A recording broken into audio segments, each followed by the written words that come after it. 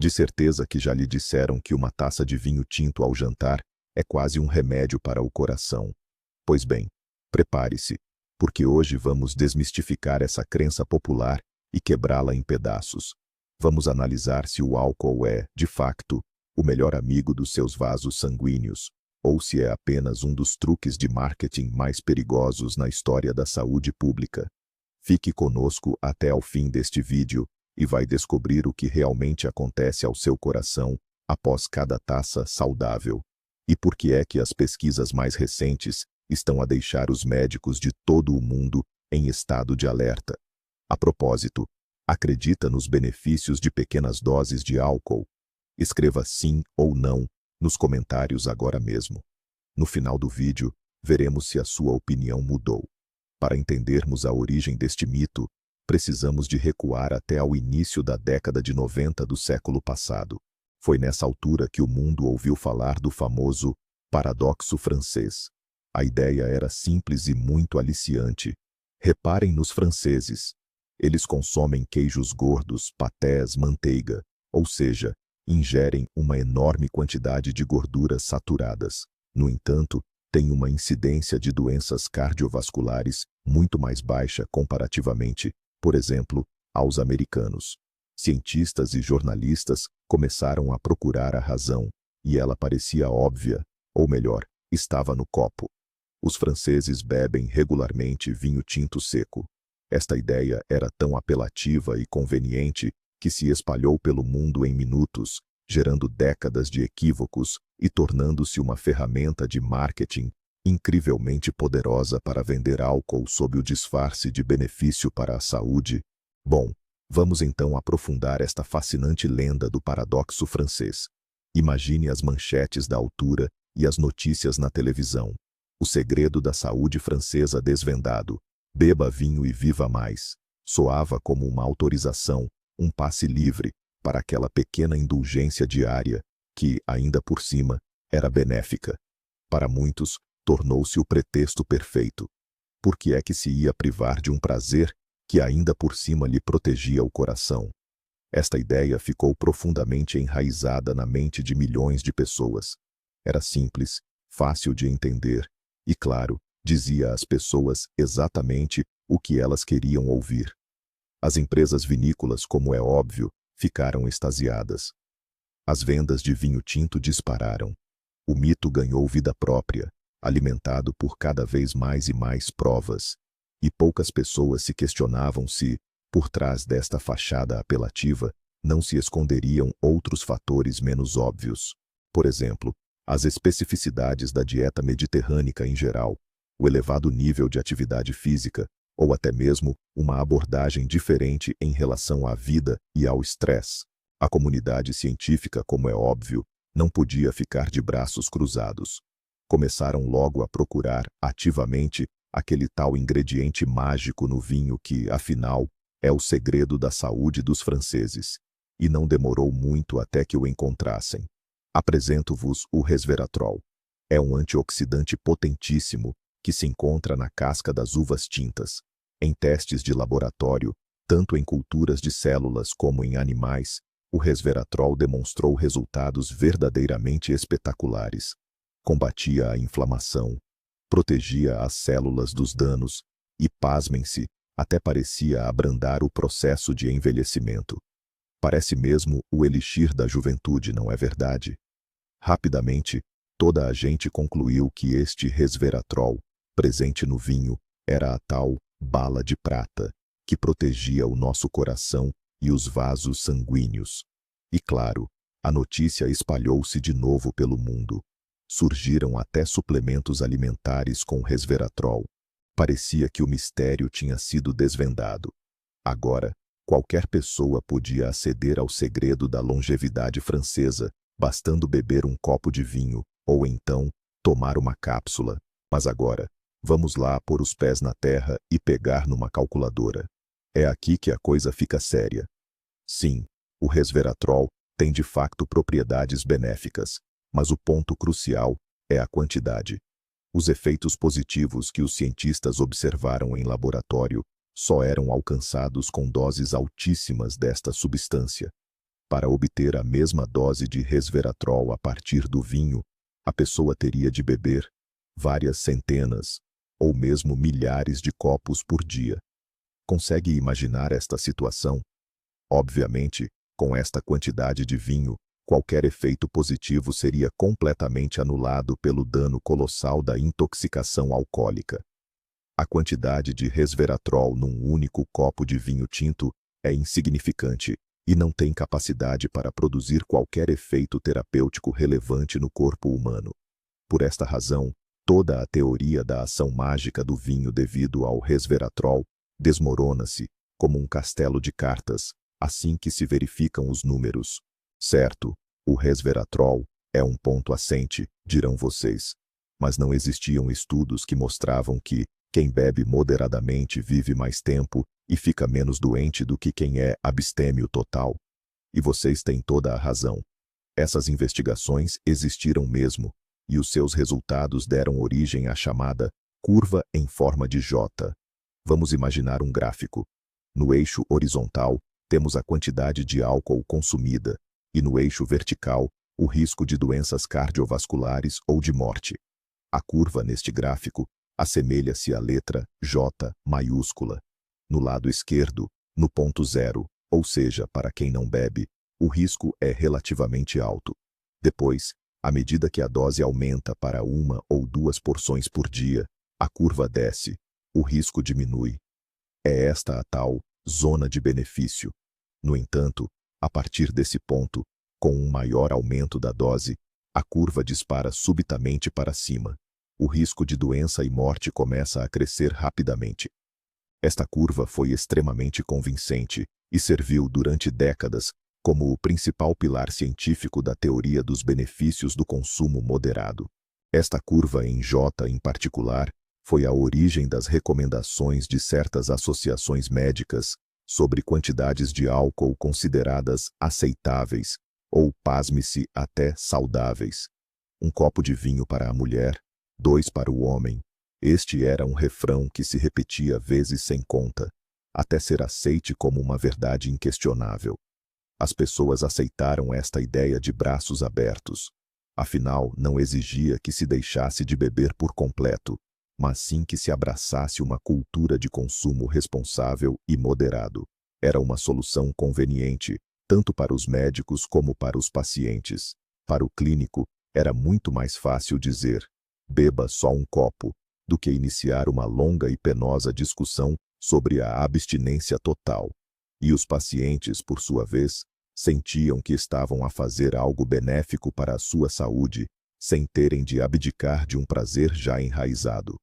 Parecia que todos estavam satisfeitos e, melhor ainda, parecia haver uma base científica sólida a suportar tudo isto.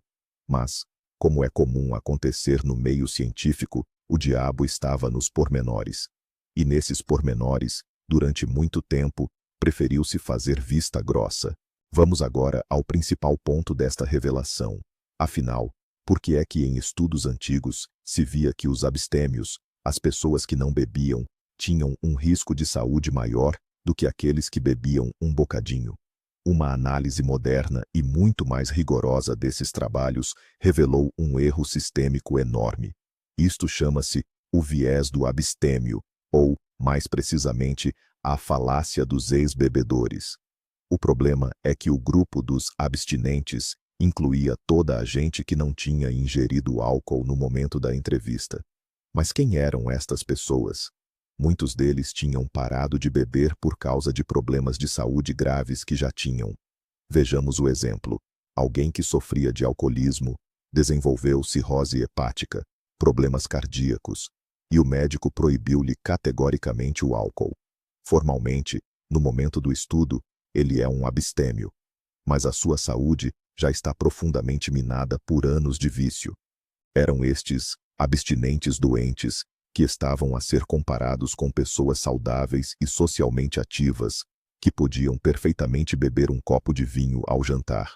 Olhemos para este grupo de abstêmios com ainda mais atenção. Além dos ex-alcoólicos, este grupo incluía pessoas com doenças crônicas que não lhes permitiam consumir álcool. Juntavam-se a estes aqueles que tomavam medicação incompatível com a bebida. Incluíam também indivíduos de estratos sociais mais baixos, que geralmente tinham um acesso mais difícil à saúde e uma qualidade de vida inferior. Na verdade, misturaram no mesmo grupo tanto aqueles que nunca beberam por convicção própria ou por levarem uma vida saudável, como aqueles que foram obrigados a parar de consumir álcool porque já se encontravam gravemente doentes.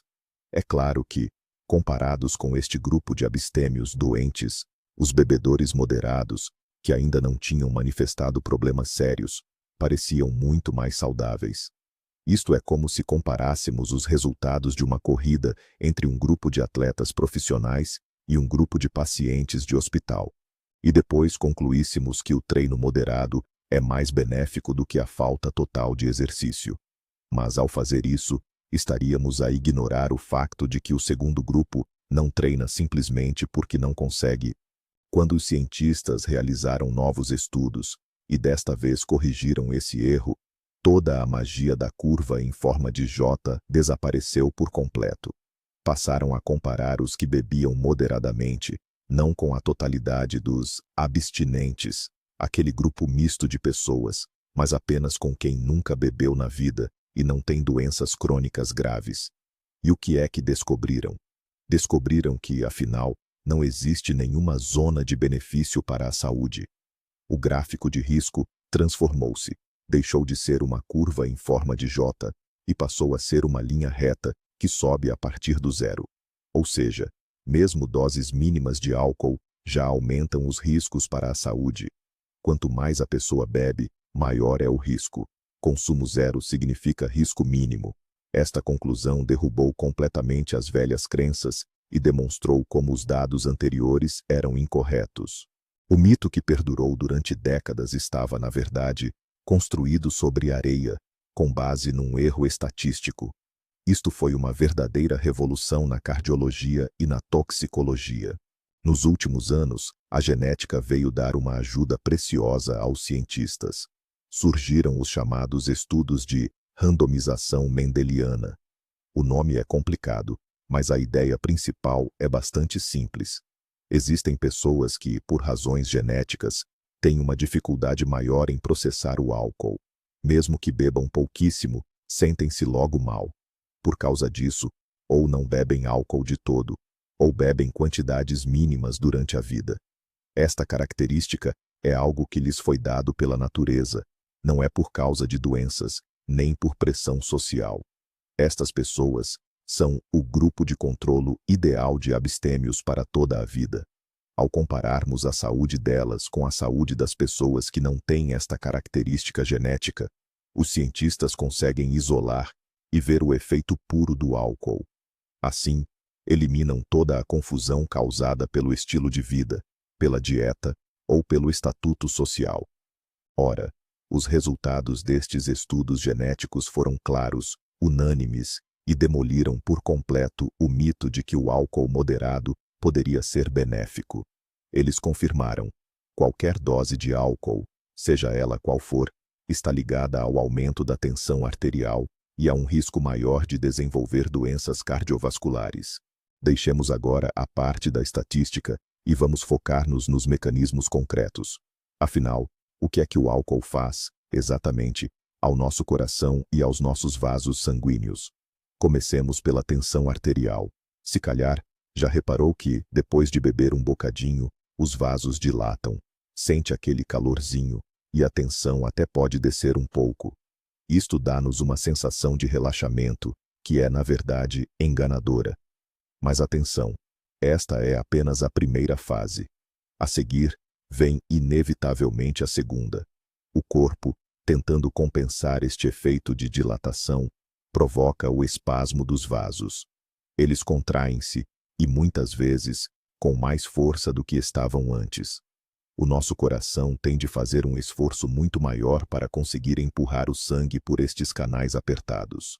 O resultado: a tensão arterial e o ritmo cardíaco sobem.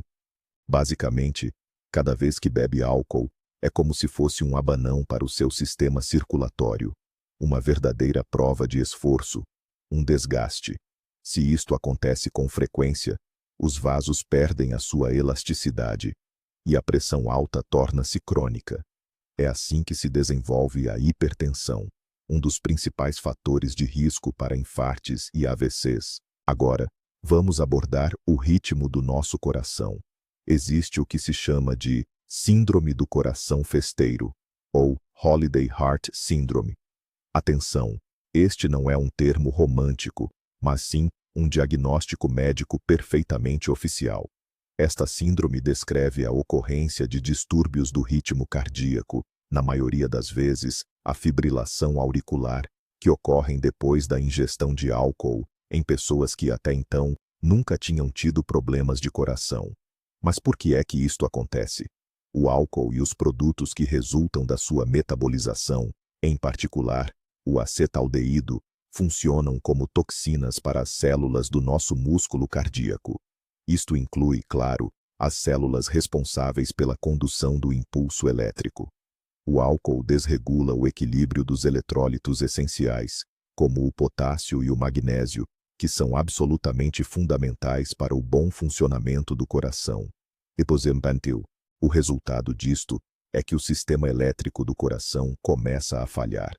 Os impulsos tornam-se caóticos e as aurículas, que são as câmaras superiores do coração, começam a contrair-se de forma muito rápida e irregular.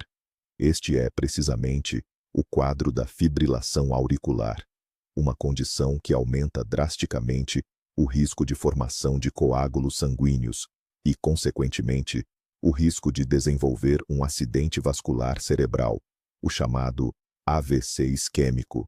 Se os efeitos anteriores podem ser passageiros ou transitórios, existe uma consequência muito mais grave e, pior ainda, irreversível, ligada ao consumo regular de álcool. Chama-se cardiomiopatia alcoólica. Em linguagem simples, trata-se de um dano tóxico direto no nosso músculo cardíaco. O etanol e os seus metabolitos intoxicam literalmente as células do coração, os chamados cardiomiócitos.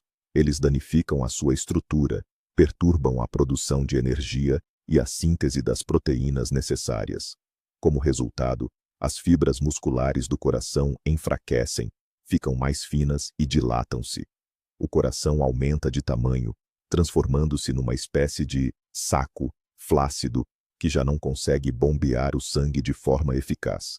Desenvolve-se uma insuficiência cardíaca grave. A pessoa passa a sofrer de falta de ar, inchaços e uma fraqueza extrema. Mas, nos estádios iniciais, se houver um abandono total do consumo de álcool, o processo ainda pode ser parcialmente revertido. Mas nos casos mais avançados e negligenciados, a única solução possível pode ser apenas o transplante de coração. Muita gente pensa que o colesterol é o grande vilão dos nossos vasos sanguíneos. Mas, na verdade, isso é apenas uma parte da história. Outras gorduras presentes no nosso sangue, como os triglicerídeos, são igualmente importantes e perigosas. E aqui entra o álcool. Ele é um dos grandes estimuladores para o fígado começar a produzir estes triglicerídeos. Quando consumimos álcool, o nosso fígado é obrigado a parar as suas tarefas normais e foca-se na sua transformação e processamento.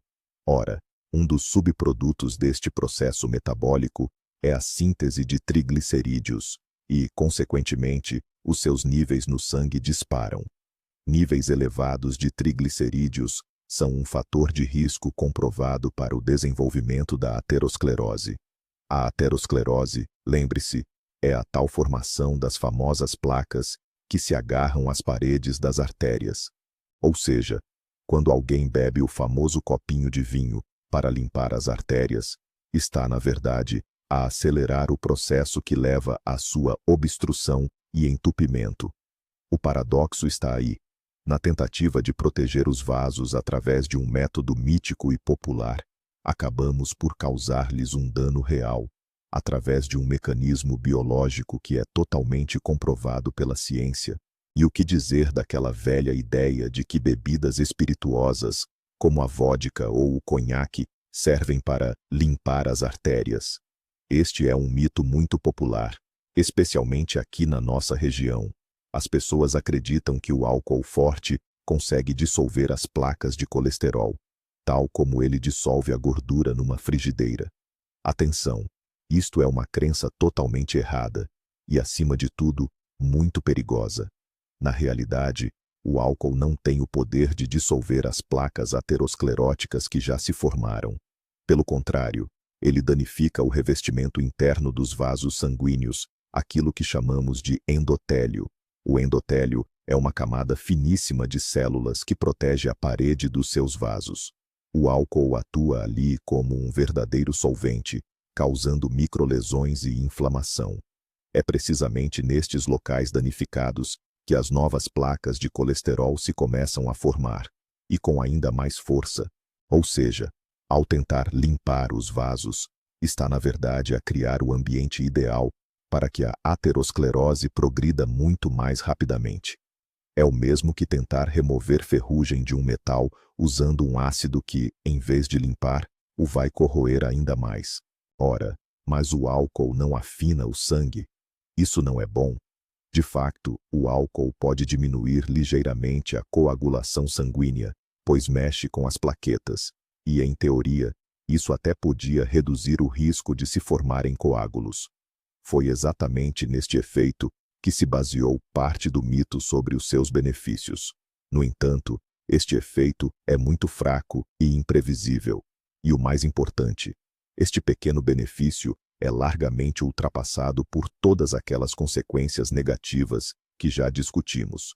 O aumento da tensão arterial, o risco de arritmia e a ação tóxica no coração e nos vasos sanguíneos. Existem formas muito mais seguras e eficazes de controlar a coagulação do sangue. Por exemplo, a aspirina em doses pequenas, que é receitada pelo médico e apenas em casos estritamente necessários. Tentar atingir este efeito com o álcool é o mesmo que tentar matar um pardal com um tiro de canhão, correndo o risco de deitar a casa abaixo. Os riscos superam em muito qualquer potencial, e já agora, duvidoso, benefício, no.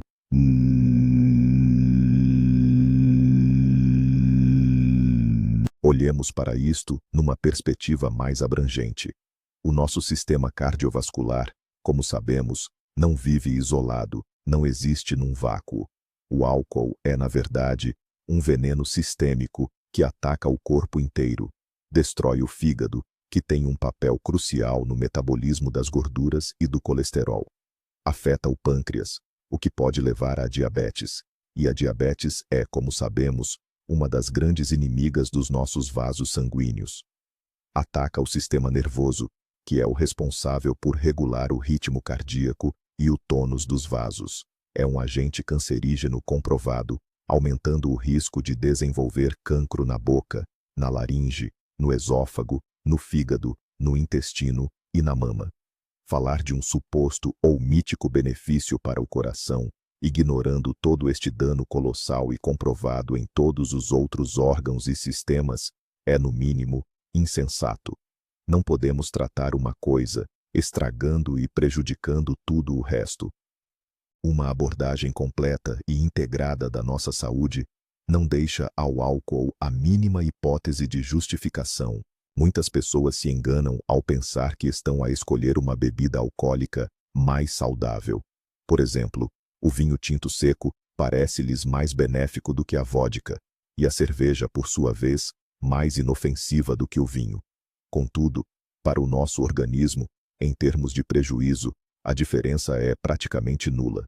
O principal inimigo em ação é o etanol, o álcool etílico, e pouco importa em que bebida ele esteja contido. 10 gramas de álcool puro num copo de vinho causam o mesmo dano ao sistema cardiovascular que 10 gramas de álcool num cálice de vodka ou numa caneca de cerveja. Toda esta conversa sobre os benefícios dos polifenóis no vinho ou das vitaminas do complexo B na cerveja não passa de truques de marketing, desenhados para disfarçar o prejuízo fundamental do etanol. A quantidade destas substâncias úteis é insignificante, e podemos obtê-las em abundância através da alimentação normal, como uvas, bagas ou pão integral, sem estarmos a envenenar o nosso organismo com um veneno celular. Portanto, a escolha da bebida é apenas uma ilusão de escolha. O que faz mal não é a bebida, mas sim o álcool que está na sua composição. Ora bem, e então, o que fazer se o seu ritual é aquele copinho de vinho para relaxar ao fim do dia? É crucial perceber isto. O álcool é um tremendo falso amigo. Ele não resolve nadinha das nossas preocupações. Apenas anestesia a cabeça por uns instantes, mas pior, acaba por criar problemas novos, e esses sim, já são a nível da nossa saúde e corpo. Existem tantas, mas tantas alternativas saudáveis para conseguirmos aliviar o estresse e relaxar de verdade. Podemos investir na atividade física, uma boa caminhada ao ar livre, fazer yoga ou até mesmo natação. Há também as práticas de respiração e a meditação, que fazem maravilhas. Ou podemos dedicar tempo a um hobby que nos dê prazer. Ler um bom livro, ouvir música ou até pegar num pincel para pintar. E claro, não esquecer o simples prazer de conversar com os que nos são queridos, ou mesmo um bom banho quente, daqueles com uns olhos perfumados. Repare bem, todos estes métodos não só nos ajudam a descontrair, como também fortalecem a nossa saúde de forma real. E aqui destaco especialmente o sistema cardiovascular. O álcool, em contrapartida, só o destrói sistematicamente. Ao fazer esta troca e escolher estes métodos mais saudáveis de relaxamento, está a fazer um excelente investimento na sua longevidade e, acima de tudo, na qualidade da sua vida. Para concluirmos a nossa análise, qual é, afinal, o parecer definitivo das grandes organizações internacionais de saúde? A resposta é clara e não deixa margem para dúvidas. Em 2023, a Federação Mundial do Coração divulgou uma declaração oficial, afirmando: qualquer quantidade de álcool prejudica a saúde do coração. Eles fazem questão de frisar que não há um único estudo que comprove que o álcool traga algum benefício para o sistema cardiovascular. A Organização Mundial de Saúde, a OMS, reforça a ideia, declarando que a dose segura de álcool pura e simplesmente não existe. Para a nossa saúde, a regra é: quanto menos se consumir, melhor. O ideal, claro, é mesmo o consumo zero. Todas as velhas recomendações que falavam em doses moderadas são hoje consideradas completamente ultrapassadas e baseadas em dados que se revelaram errados. A ciência não parou, e hoje temos provas irrefutáveis de que o suposto benefício do álcool não passa disso. Um mito. Um mito, aliás, muito perigoso, que já custou e continua a custar milhões de vidas em todo o mundo. Afinal, será que toda aquela história do copo de vinho saudável não passa de uma linda fábula? As investigações mais recentes e abrangentes confirmam que sim. É um mito conveniente, apelativo, mas, infelizmente, muito perigoso. Já percebemos que o paradoxo francês tem inúmeras outras explicações. O mágico resveratrol existe no vinho apenas em doses homeopáticas, e os estudos antigos que apontavam benefícios estavam repletos de falhas. Na verdade, qualquer bebida alcoólica é um caminho direto para a subida da tensão arterial, arritmias, o enfraquecimento do músculo cardíaco e a danificação das paredes dos vasos sanguíneos. Obrigado por ter assistido a este vídeo tão importante até ao fim. Se aprendeu algo novo e útil, não se esqueça de deixar o seu gosto e de subscrever o canal para não perder outras desmistificações de mitos populares sobre a saúde. E agora, a pergunta fundamental. A sua opinião sobre as doses seguras de álcool mudou depois de ver este vídeo? E qual é o mito sobre saúde que gostaria que analisássemos a seguir? Escreva nos comentários, eu leio tudo.